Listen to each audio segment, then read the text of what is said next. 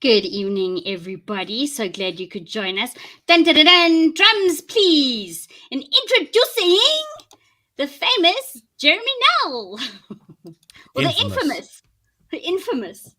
Yes, infamous, because if you're hated, then it's generally infamous. Yeah. You don't care that you hated, though. No. No. If I did care, I'd be all over Twitter replying to everybody. There we go. You see. Yeah. It's the most fabulous lesson I think anyone can learn is to shrug off the bullshit. Yes. Yes. So just saying hello to all the peoples in the comments. So I wanted you on to discuss your journey in finding out or interviewing all these fascinating and incredible spectrum of people, and most of them with an IQ higher than, I think, 130. Yeah, they have been pretty smart, haven't they? Yeah. No, it's definitely been what's the word I'm looking for? It's enlightening been eye-opening. Is the word you're looking at. Yes, enlightening, I think you're looking for. And so good in a time where there's so much other bullshit going on that we needed a different perspective. So yes, I think it's very important to have a different perspective now, because the mainstream is just dominating a single perspective. Correct. Totally. I mean, we all know what woke's doing to the world. Yeah, it's seriously crazy. And of course, toxic, the whole celebratory toxic masculinity, about how men are just totally feeling completely, literally impotent in not only in their work environments, but their home lives. I think it's a thing to... Yeah, I'm not a feminist. I mean, I don't believe... I mean, if I'm doing the same job that a gentleman is capable of doing, then obviously I should get equal pay. But I don't believe we should have to compete. I think Why should you get equal pay?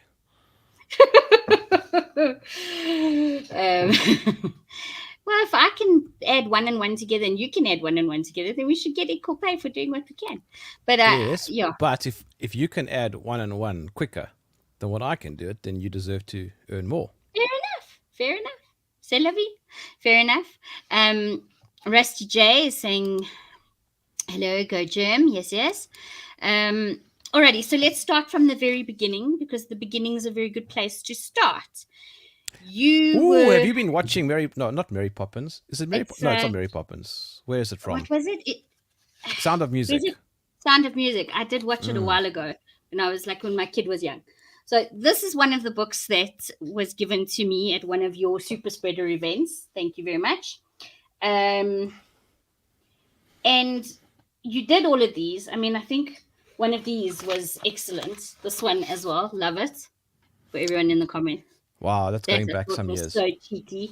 That was so cheeky. I loved it. Oh, and that one. Both on the same page. It's going back many years, eh? Many years. When was it published? Does it have a date yet? It should, eh? That book is from 2014. So the cartoons in it were probably from the previous year, like around about 2012 to 2013. So it actually says here 2013. But yes. 9 years ago. Wow. Sure. I haven't looked at that book in you should get as it many out. years. Yes, and of course your castle with the penis heads. Love that. Very few people picked up on that. Really? Maybe do you know that when I submitted that cover, it was quite funny. Penguin published that book. Yes. And they're a fairly mainstream publisher, and I won't ever use them again, and I won't ever use any mainstream publisher again. But fair enough. Excuse me. When I submitted that cover, it was an absolute blessing that my editor at Penguin is gay, was and still presumably is gay. So he picked up on it and loved it. So it was a winner right off the bat. It was a win-win. No, excellent. So then from doing this and working in all sorts of newspapers and magazines and etc., What was your spark, your ignition, the start to thinking, hang on a minute, I want to have conversations with people? And who was your first? Yeah. So I think Helen might have Helen's been my first. I can't remember now. Just back in 2019. Okay, so let's go back a little bit then, since you asked so nicely. As you know, I've been drawing cartoons for 16, 17 years now. And I've drawn and published quite literally thousands and thousands and thousands of cartoons for a huge variety of publications, offline and online. And I remember in 2019, I started watching videos on YouTube, watching people interviewing others. And I remember Ronaldo actually was one of them. Ronaldo is an incredibly important figure in the sort of South African YouTube space, in my view. Without Ronaldo, I probably wouldn't be doing what I'm doing. Did I? Yeah, and you know, and God bless Ronaldo, because he's actually a hell of a good guy.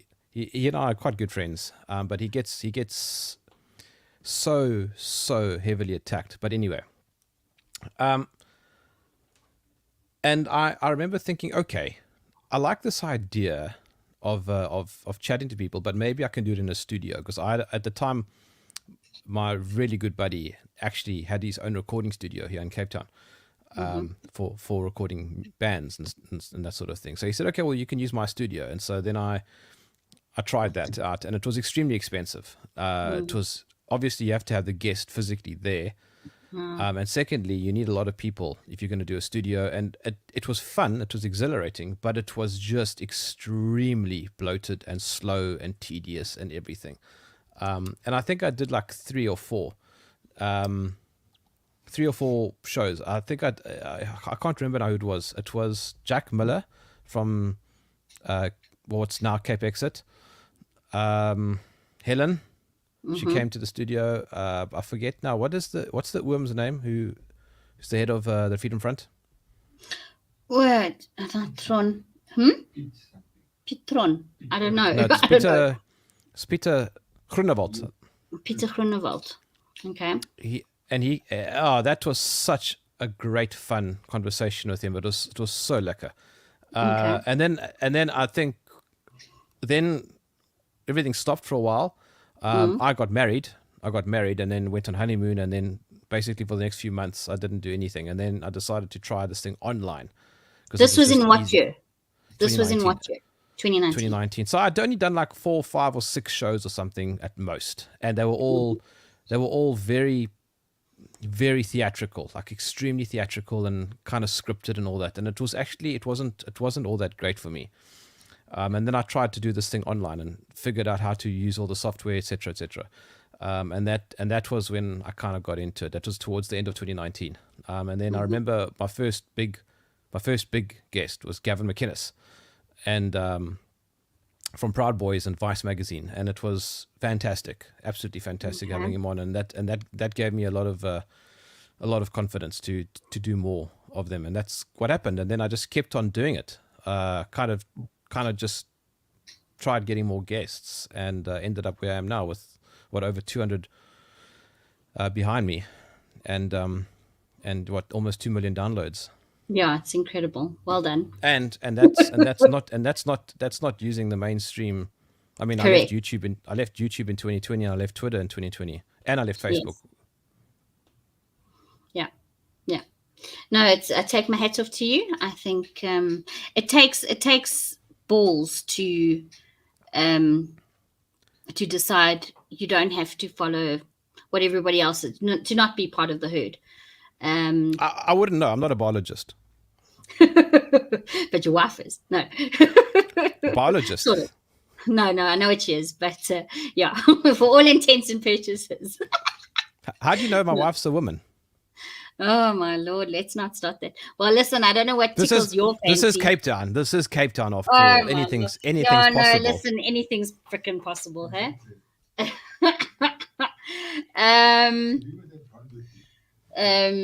no, TG's I am kidding. I am absolutely kidding. Let's not get the. I love women. My wife is a female. I love women. Okay, Thank you, woman. let's not create any. Yeah, let's not With create any. reproductive organs, memory Yeah. glands, and a wonderful smile and beautiful personality. No, for sure. And that's just me. Yeah, that's just you. Yeah. No. All right. So, what do you think has been the most significant discovery, or a few of them that you've had? Like something that where your mind's gone. Yeah, a lot. You're talking about sort of red pill moments, and Yes. of those, I've had many. In the last 2 and a bit years, I've realized the more people I have conversations with, the less I know about anything and everything, and it's a very big admission from me because I'm traditionally quite arrogant. Because you have to be. If you're a political cartoonist, you can't really be humble, because you're mocking people, you're ridiculing people. Like, I'm better than you, that's why I'm mocking you. You know, you're an idiot. So I think what you're saying is stupid, and I'm gonna make fun of you. That is it's a position of arrogance, and it becomes part of you if you do it for like 16 years. It's not a good trait. And this is weird kind of yin and yang that's occurred as a result of me doing my podcast, that I've actually kind of been forced to reevaluate everything that I think I know about anything and everything, and even about myself, because You've I had an realized awakening. You've yeah, had an and awakening. I realize that the people I speak to are, even if I don't agree with them, they are immensely smart, and they all have their own life stories and experiences and huge libraries of knowledge. And this goes for anything. You know, I used to laugh at people who say that Earth is flat. I don't laugh at those people anymore. That's been a massive awakening for me. I don't personally think Earth is flat, but let me tell you something. Some of the best conversations I've ever had are with those thinkers, because they are legit critical thinkers, and I absolutely won't mock them.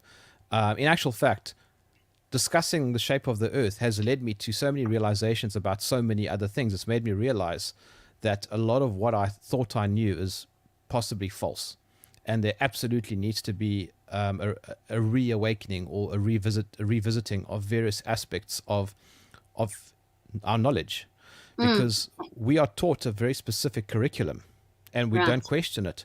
Let me ask you something. Okay. I know for a fact. Wow, that's a bit of a hectic question. Yeah, that's a bit of a horrible. Sorry, I don't mean. Yeah, but no, Um, I don't think. Okay, carry on. Who, if you have a conversation with somebody and they ask you, like they say to me, okay, you believe Earth is round. I go, yes. They say, okay, why do you believe that? And you know what my answer is? My answer is, I don't know. It's what I've always been told.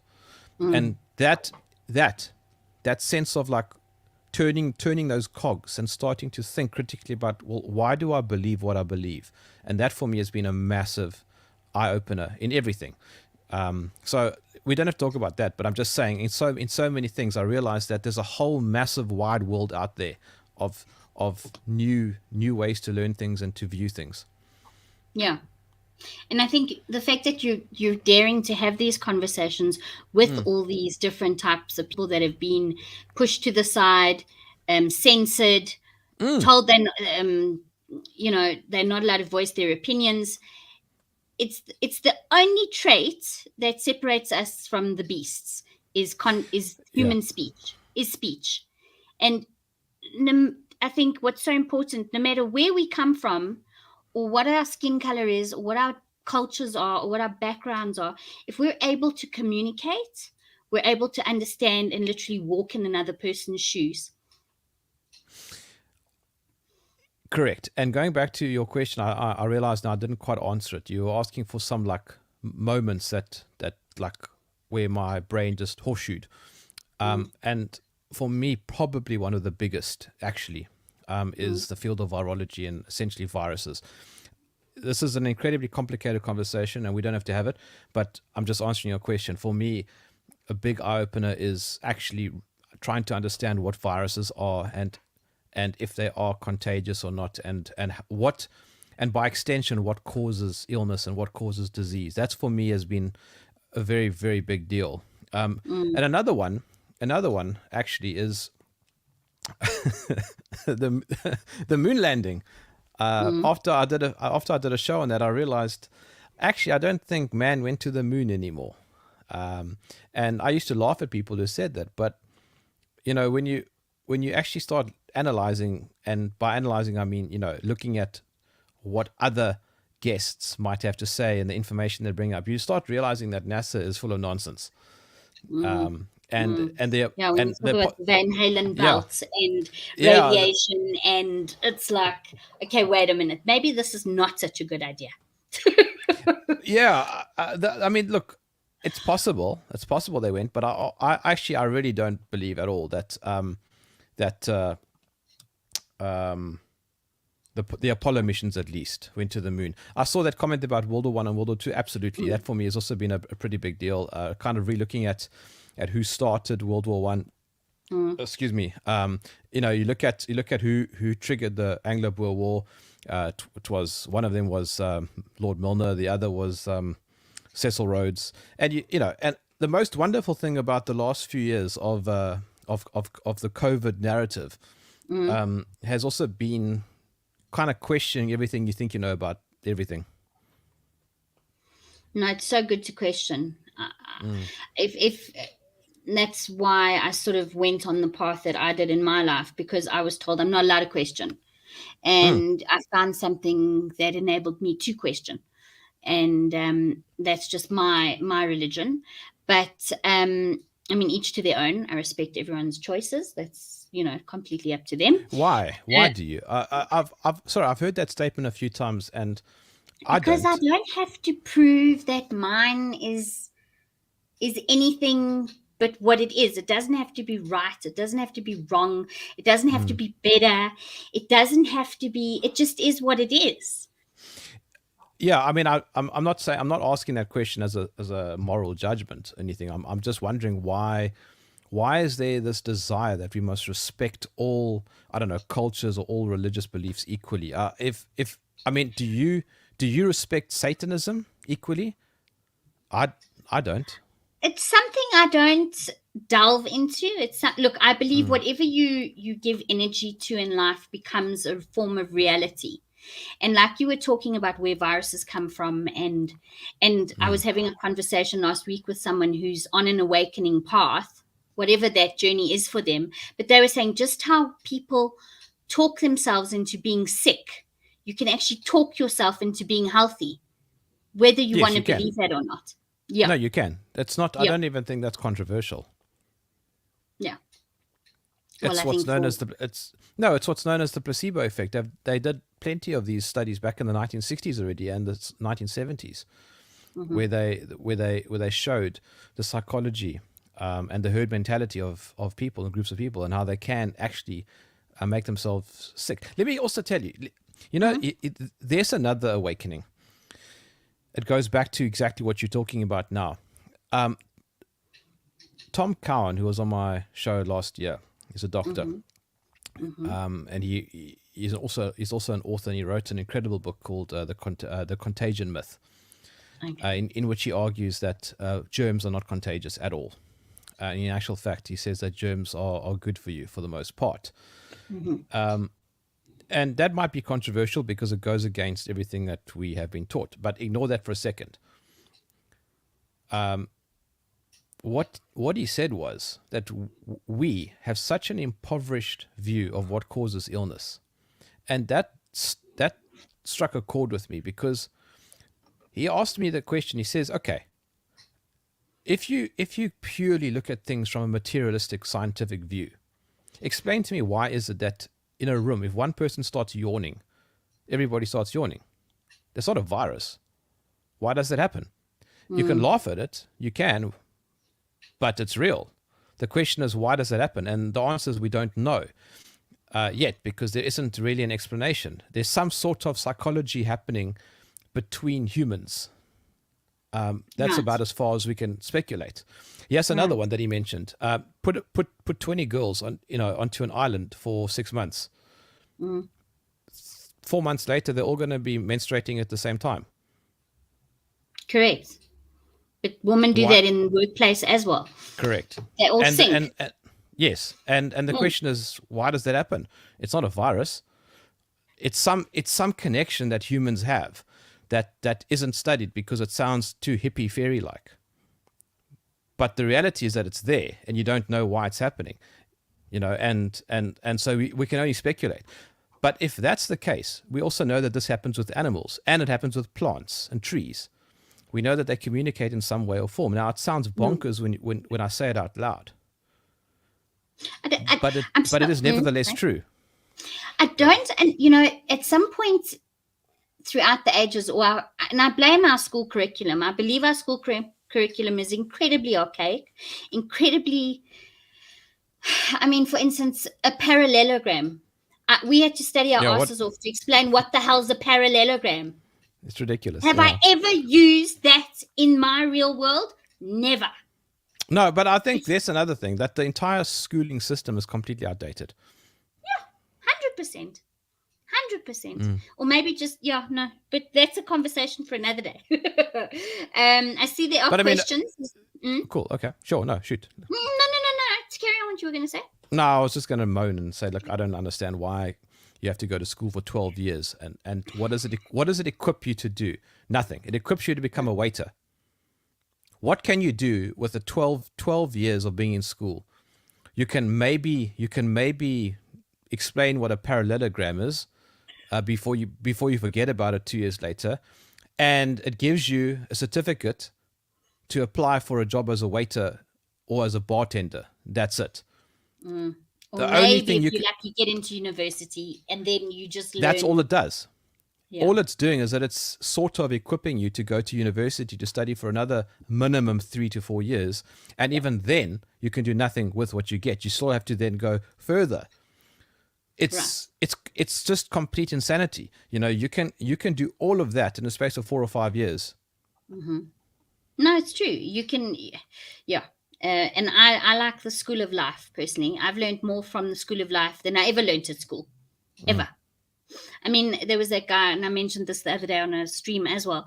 There was that guy who runs some sort of a law society on the Gareth Cliff show. And he was saying, like, why are they teaching sex in schools? Like, surely by now, everyone knows how to do it. It's kind of like that song. We all just get along and get on with it, and you'll know about it, right? You and he was being facetious. But mammals. Yes, there we go. That one. And instead, we should be learning about our laws. There are so many people that don't know how to read an employment contract, don't know what's in a lease agreement, don't know what's in the T's and C's of when you purchase a car. Nothing, right? What are our rights as consumers? But that's also a subject for another. Well, let me take it a step further. Why do we even have organized schooling? Let me ask you a serious question here, and I know we don't know the answer, but it's just a thought. It's a thought experiment. Imagine from next year the entire schooling system falls away. There's no school. Okay, so people with kids must figure out what to do with their kids, right? What do you think is going to happen in 100 years' time? Do you think that suddenly we're going to end up with a society of dumb people? No. I don't think so. No. I don't think so at all. Not at all. In fact, they'll be more capable, more skilled. I'm so proud that my son can walk into the kitchen and make himself a meal and make us a meal. And I mean, I'd love him to work on cars. I think people who work mechanics, your basic skilled laborers, are far more valuable than anyone else, than some, NASA scientist or whatever fairy tale thing they're doing. Do you know what I mean? There's something special about people who are in the basic skill sector. How to create a turbine to create electricity, something like that. But we've sort of shifted a bit. We are still talking about education, but when it comes to an awakening, right? I think there needs to be an awakening of what conversations we should be having regarding intellect, discussing books, discussing different ideas, discussing moving away from the typical schooling system and saying, gee whiz, you're a whatever, a mechanic, for example. You have something to bring to the table, or you're a builder I think or I a think farmer. that yes, and I want to add to what you're saying. I think that what the organized schooling or the organized education system does is that it essentially outsources education from the family to the state. That's really what it's doing, or to the private sector. But no matter how you look at it, it's outsourcing. And I think here is the other thing that is really important. It gets rid of your kids for 8 or 9 hours so that you can go to work. Yeah, work, exactly. But if you think of it like that, it's quite vile. It's But horrific. it is also the reality. And you go, okay, well, what's going to happen then? But I think that the way the whole system is in a position, I think that is going to implode at some point. Okay, the entire system is broken now. I know Everything. we headed for big awakenings. We headed But for, but I think that there, in time, there's always sort of self-correcting things that happen, and I think that, I mean, this is deeply philosophical, but I do think that the way in which society operates is going to self-correct again, and so the cycle will continue. it's a pendulum. That's what it is. I believe it is. It's yeah. It's happening on a scale. We're seeing it. Yeah. So And I mean, I also don't want to totally smack talk organized schooling. I think there is lots of merit to it also. I mean, excuse me, the whiskey is making me burp. it's coming back up. I think, for example, like discipline, something that schools are, well, maybe not anymore, but they used to be quite good at that. There's the socializing aspect. You make friends, and you end up with little clubs, and there's lots of fun that happens, and you meet girls, and etc. etc. etc. What was that comment? No, that was they're discussing Stanley Kubrick. I think there was something Okay. said about. So I want you, after you've made your No, I'm other done. point. I'm done. Well, have a look at some of the comments. Can you see them? Are you on a platform that shows them? I can't see them, no. So you have to show them to me. Can you get on a YouTube? Must I? All right, hold on. Okay, I don't Because have a there are link. a couple of Where them. must I go? So Okay, go hold to on. go to you Let me on just Apple. quickly- I don't know, the YouTube. Hold on. I'm going to the YouTube. The YouTube, yes. I'm YouTube. going to the YouTube. Like you used to type in the rebellious Ruth. Yeah, I have to type it in because I don't have an account anymore, so I don't have things saved. Okay, there we go. Found your channel. Oh wait, there's myself. There we go. And then you can scroll and look at. Let me Right. have a look at them as well. Okay, cool. There we are. Okay, I got the comments. Let me see now. How do I? Oh, I've got to. Oh, there we go. Right. Okay. I've got. I was seeing if I can open the comments as a little pop up. Can I do that? Pop out chat. There we go. Let's do that. And then I can see you and have the comments open. How do I? Sorry, give me a second. Okay, there we go. I've got the comments and you on the screen. Finally. Fantastic. All right, a couple of comments about the planet. What happened? Do we know what happened to McCarthy? Was it John? I always just So struggle I with remember those when he names. came into my show the very first time, I asked him, "How do you say your surname? Is it John McAfee or John McAfee?" And he said it's McAfee because I'm American. Okay, McAfee. So that's why I say John McAfee, and people have corrected me, and I said, he told me himself. So I don't know what happened, but I think he was Epstein. Murdered. Yeah. No, listen. In fact, another one. I'd love to know what's happening. I mean, people think she's and this is where the battle of ideas, I think, comes into, where you get two sides of the coin. Elaine Maxwell, right? I believe, and some people think she's just pure evil, and she probably is. Okay. But I have a theory that she in some way had some form of Stockholm syndrome with Jeffrey Epstein. I think he probably trained her and what's the term they use? Groomed. It's a new word. Groomed. There we go. Groomed her because she was much younger than him, and I think there was a bit of unhealthy obsession, and I'd hate to think that she was also probably looking for a daddy figure. I probably don't know her history, but I would say there was definitely some Stockholm syndrome there. That's what makes sense to me. I've given up on trying to figure out what happened there, but I will say this: the guest that I had on my show that knows the most about Epstein is Whitney Webb. Whitney Webb is she's just next level. And she's got a book now that's coming out about it, so I think I'm going to read that. Okay, I'll have a listen. Yeah, I'll have a look for it. Wow, there are a lot of comments. All right. Let's have a look here. How many of those guests have committed suicide afterwards? That is an incredibly bizarre statement. Or question. The only one I can think of is John McAfee, but he didn't commit suicide. No, there he says it was just the one. Yeah. So, yeah. Am I a biologist? No, I'm not. No planes 9/11, says Roadrunner. Yes, I tend to agree with that. There's a nice red pill for everybody. Wait, where's it? Where's Roadrunner? I don't know. It's in the middle somewhere. I apologize. No, maybe I shouldn't read the comments. I'm sorry. No. You're welcome to. Please do.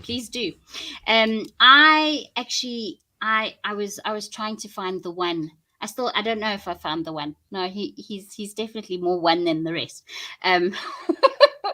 But I met a chap from England, and this must have been 2013, and he was doing a documentary on exactly that all of it was CG, right? All of it was nonsense.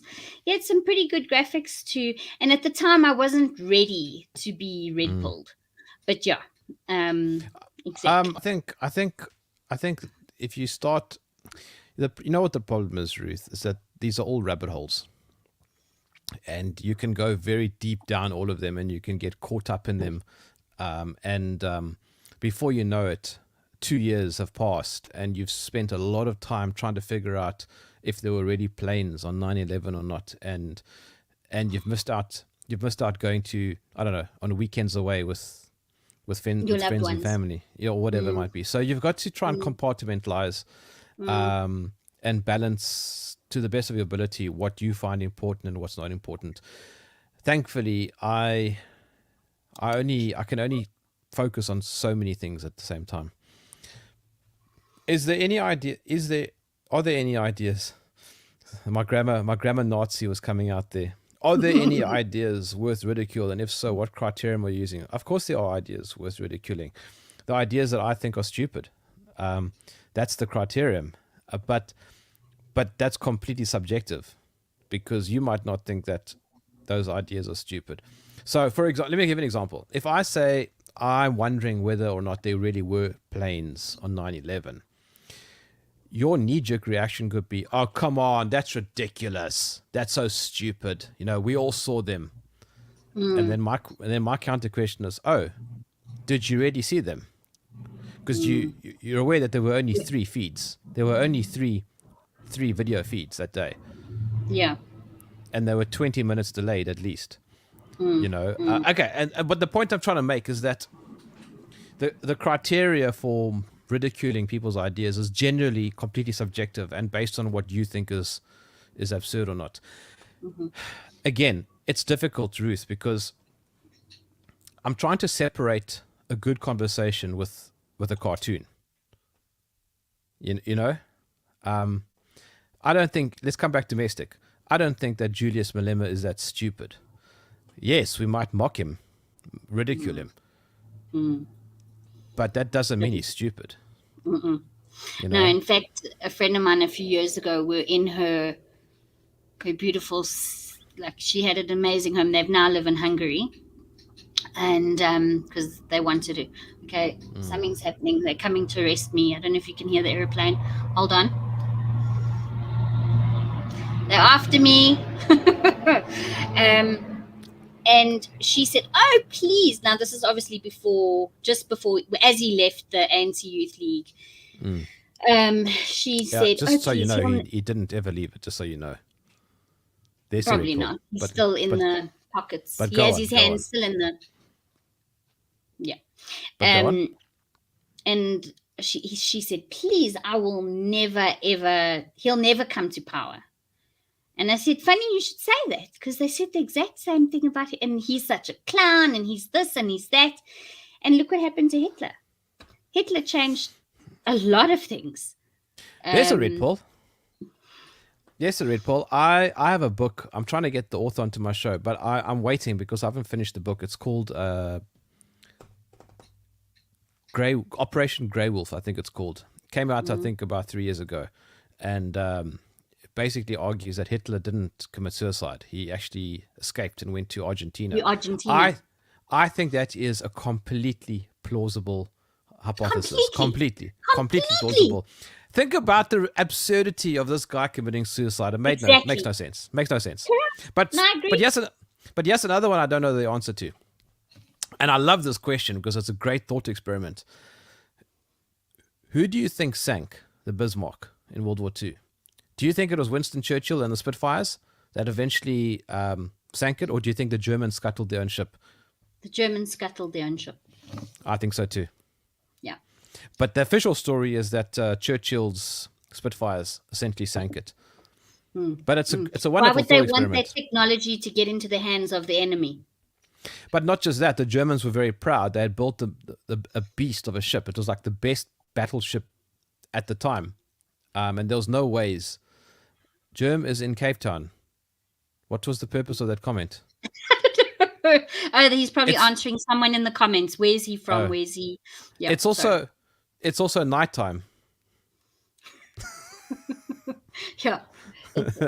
We were discussing with another Cape Townian when the sun goes down and when the sun comes up in Cape Town, because you guys are on a total different. Listen, people who live in Cape Town live literally on their own planet compared to the rest of us. It's a different province. Yeah, no, I know it's a different province, but it's like it's amazing. No, I mean it's a different province with a capital D. 3,000 wine farms. Incredible. How are you stuck behind a computer? Talking too little on me. Now I see the context of that answer. Patrick said, "Jerm, are you living in the US?" No. Okay. Okay, sorry. I shouldn't just pop that out. I wanted to make everyone feel included in the conversation, you see. And the Titanic, there's another one. There's another one that I wanted to see. Now you're getting me all excited. Okay, but we've got load shedding in 20 minutes. We're going to have you on again. I love all these interesting talking points. So there's another one that I want to do on my show. It gets me excited. I don't know the answer. Which one? Whose comments? Stanaki. Yes. So was it the Titanic that sank? There's a wonderful conversation about the ships being switched. And it's an absolutely wonderful conversation. I mean, over 100 years ago, the ship is too deep at the bottom of the ocean, so it's difficult to know exactly what happened. But there is a very persuasive argument to be made that it was not the actual ship that sank, and there was a switcheroo that happened. Someone said, "Spill the beans." I don't know the full story yet, but I'm going to look into it soon, just because it's fun, and because I've got my radio show coming up, and I'll have the opportunity to have that conversation. Yes, I wanted to announce it. That's a big announcement. Yes. All right. I actually didn't load it. I forgot. What's happening? Something's happening. I don't know. TG's. I'm still gonna be. I'm just gonna put you on single. I think we need to change something. So you carry on reading the comments, and 1 second. Okay. Wow, I'm very big on the screen. You've always been big on the screen. That's so literal and metaphorical. Yes, isn't it just? I think one of the dogs needed. So I start my radio show next week. I was approached by Asia Pacific. They've got a global 24-hour internet radio station called TNT Radio. They've got a bunch of big partners. Yeah, there it is. That's a TNT Radio. There it is. Sorry, I didn't get it on the screen, but I'll try and should I try and put a link? I don't know if we can do that. But yeah, it's TNT Radio. Doesn't matter. Anyway, I was approached by them a few weeks ago. They love Jerm. They love my podcast, all that sort of thing, and they wanted to know if I wanted to bring it to live radio, not to replace it, just basically increase my workload. And do a live show as well. And so after a bit of negotiation, it has happened. And I start on Monday. It's 3 times a week. So it's Mondays, Wednesdays, Fridays, live, 2 to 4 p.m. South African time, 8 to 10 a.m. New York time, which is a great slot because I can still get my American guests. And it doesn't interfere with my own podcast at night. So I'm really excited about that. So I start Monday, live, 2 o'clock. Okay, brilliant. This Monday. What's that? The 29th? I don't know. 30th. I don't know, but it's this Monday. No, excellent. Yeah, it's great. So, and I'm doing it straight from my house, which is amazing. Technology. No, you don't have to drive anywhere and waste copious amounts of money on petrol. Jeez. Well, I think the commute overseas 3 times a week would be a bit much. Yeah, but there are people that do that kind of shit. A friend of mine went to England, and guess who was on the flight on the way back with her? Was dear Richard Branson. Sir Richard Branson? Have you tried to contact him, or is he not really someone that you would like to chat to? No, he's a bit of a gatekeeper. At this time, I'm trying to find people who are not really gatekeepers for the most part. I mean. When you say gatekeeper, what are you referring to? Just for those who like. He kind of bought into the COVID story, and so I'd rather let that subside for a while. I'm pretty bored of that. And yeah. Is there anyone you really want to have on your show? Yes, Donald Trump. Oh, that would be freaking epic. So have you reached out to him? No, not yet. No. So, that's not. He's like, you can't. He's. I mean, you're talking. Don't say that. Nothing's impossible, Jeremy. Nothing is impossible. No. Well, hang on. If he doesn't win the election, then it's possible. Yeah. Well, and I wouldn't mind having. But I hope he wins. And I also. No, I don't hope he wins. I think he's had his. He's passed his sell-by date. I think he needs to just be remembered now. I think it's now perhaps time for Ron DeSantis, or some other Republican, because I think now that Elon Musk has said that he's going to vote Republican, I have a feeling that the Republican Party is going to win. But it doesn't really matter at the end of the day because it's just theater anyway. But I wouldn't mind having Donald Trump on my show, and I also wouldn't mind having Vladimir Putin on my show. I think I'll need a translator for that, so I'm busy practicing. Practicing your Russian? I've already had a Russian on my show who can't speak English, and I used a translator, and I'm hoping to get him back on. It's very difficult doing a podcast with a translator, I can tell you that. No, for sure, I believe you. It's like a delay. It's like a natural delay. And it's extremely difficult because you don't quite know when he's finished talking. I'm sorry for interrupting you. I've interrupted you a couple of times. Forgive me. No. It's not a problem. All right.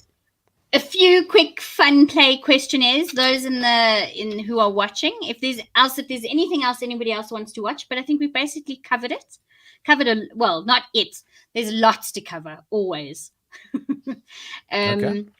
But those in the comments can join. So these questions are based sort of on the Actor Studio, but they've been changed, obviously. So what would be your favorite word? My favorite word? You can come back to it later if you... Oh. I don't have a favorite word. I have to think too much about that. Okay. All right. Shall we leave your least favorite word? A least favorite word? Yeah, but I don't know if it's appropriate to say it out Say loud. it. Say it. No. I think we can all get. If you could speak Afrikaans and you know what real. That one, the female spicy one, that one, or is it that? Yes, Is it that yes, one? yes. Is it that one? It's a horrible word. It is a horrible word, but when I say it to my Afrikaans friends, they laugh out loud because they can't believe hierdie Engelse boerejeut is actually talking it. Like I won't do it often, but there are only certain people in my life that I will describe in that context, and they just laugh like hell because they know the person. So it's very funny. And I did with such fervor, like such passion. But anyway, but it's only for those with special in the closest of circles. All right, but you're right, it's puchy. It's very lower class, darling. Okay, what sound or noise do you love? Love? Well, I mean, I could tell you also, but it's I think it's still too early in the night, in the evening. Get your mind out of the gutter. Okay, let's think nature. Okay, that's also nature. Let's think. So I was recently in the Kruger National Park with my wife. Wink, wink. Beautiful. And I tell you what, I heard some incredibly, incredibly beautiful sounds. Can I just say, Africa doesn't have a lot going for it. But one of the things that we have going for us here in South Africa is the game parks.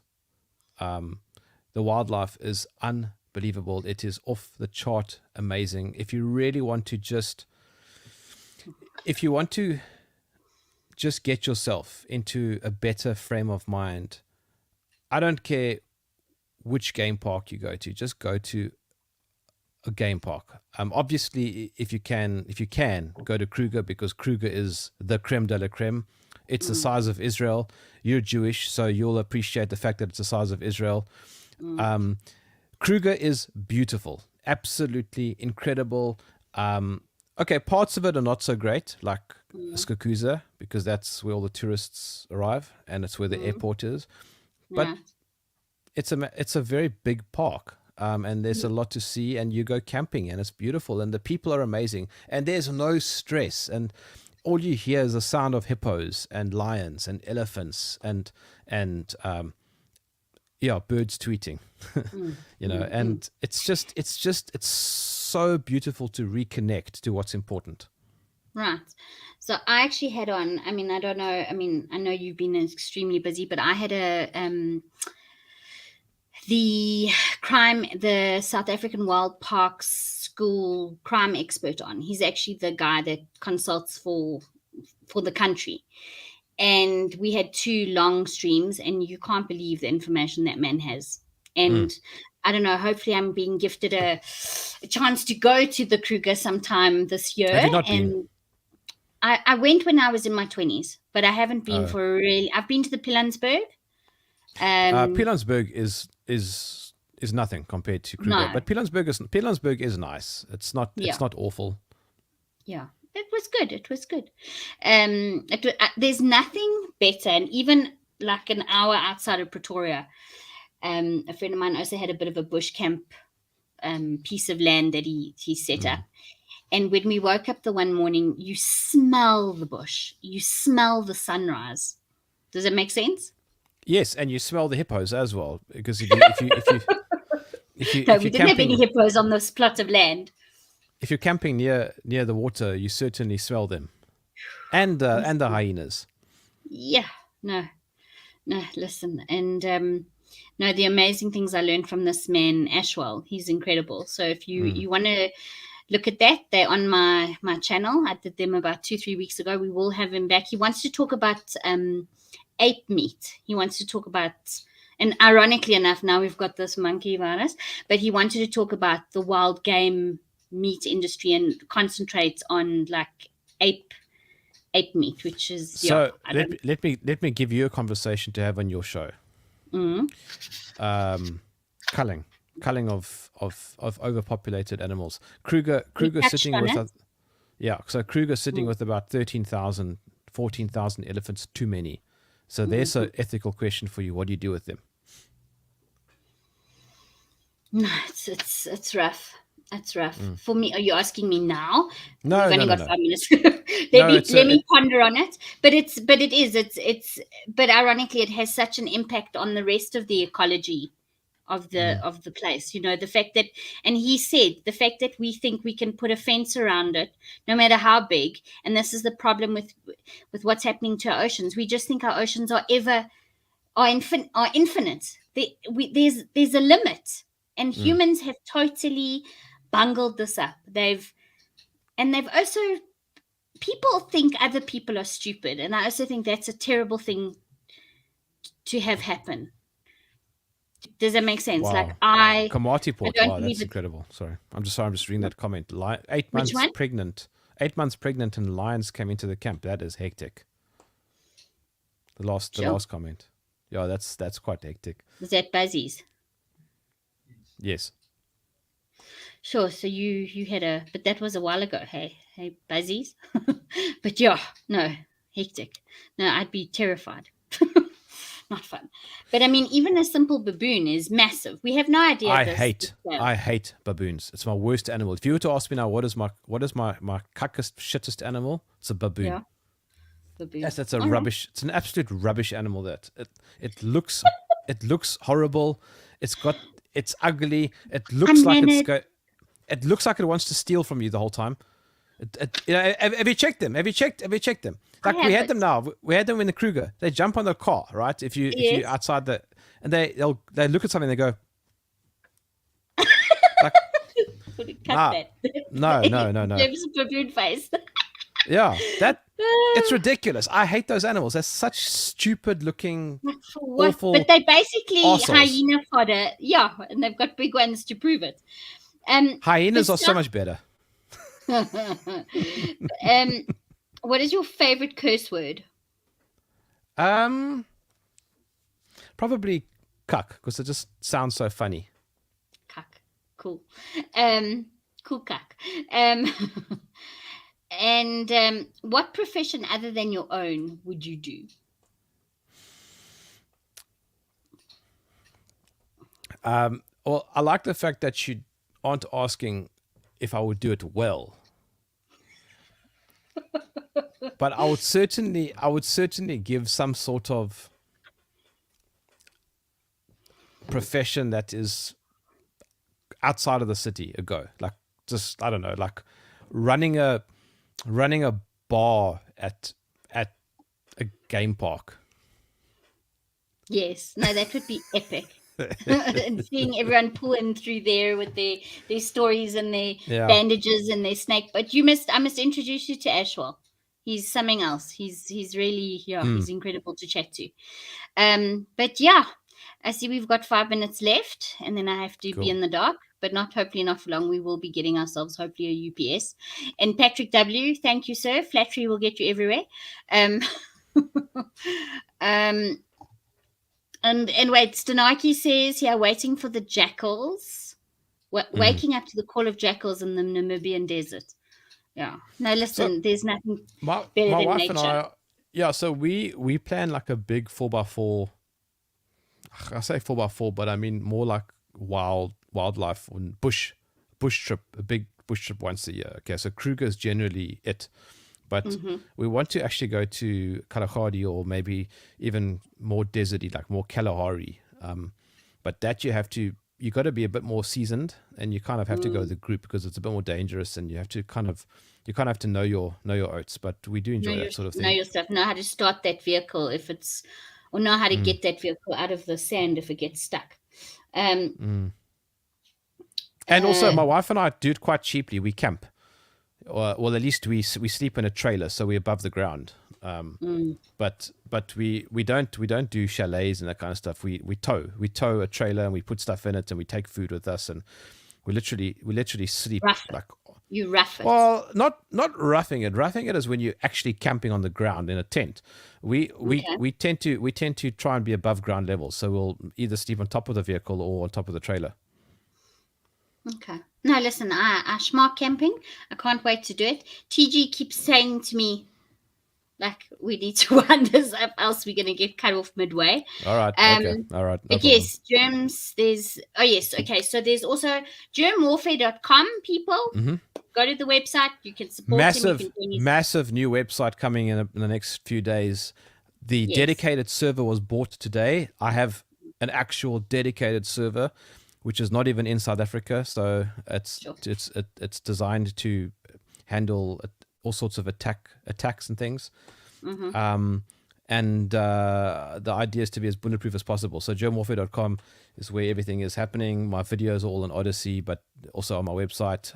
My newsletter is also from a dedicated server. So the whole idea is to be as bulletproof and decentralized as possible. So I'm kind of trying to walk the talk as best as I can. Oh, man. Okay. No, brilliant. I mean, I wanted to if we could carry on for the next hour, I probably would. But it's been an absolute pleasure. I hope to have you on again. Cool. And it'll be a pleasure. Yeah, thank you everybody for watching. And yeah, go to Jermwarfare.com and your TNT live show. Yeah, from Monday. On Monday, next Monday. Awesome. Okay, everybody, take care. Ciao.